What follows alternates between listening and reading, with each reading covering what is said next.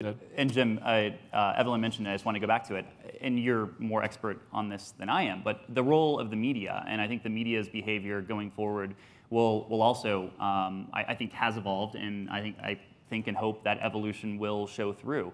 But you look at what happened in 2016, the most vivid example of which was on October 7th, when the US government formally attributed the meddling to the senior-most levels of the Russian government at 3:30 p.m. And then at 4 p.m., you have an Access Hollywood tape that comes out via the Washington Post. And then at 5 p.m. or later that afternoon, whatever it was, you have John Podesta's emails start to trickle out. And I think what we observed, certainly what I observed, is that there was a lot of attention paid to that statement during the 30-minute period from 3:30 to 4 p.m. But then it all went away, and from October 7th until November 8th, there was a media frenzy on John Podesta's emails, focused on the substance and the content, but not the origins. Right. But to be fair, that day I actually happened to be having dinner with a Clinton campaign staffer, and all he could talk about was the Access Hollywood tape.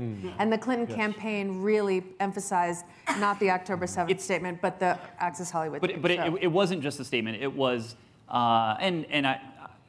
this term is loaded, but the collusion on the part of certain elements in the media and Guccifer 2.0, the Russian cyber persona, who would send scoops to individual reporters and say, hey, you should take a look at this. And then lo and behold, major media outlets would write on the scoops provided by this Russian intelligence officer. Collusion. Use the word collusion there. Let's use the word collusion. The media colluded with Russia. Cooperation, collusion, whatever you want to call it. I mean, it's certainly working with, I imagine, all of the journalists were unwitting at the time. Hopefully that's the case. But it was still certainly cooperation, collaboration, call it collusion. But that implies active or not witting. That implies, not unwitting, rather. That implies witting, collusion.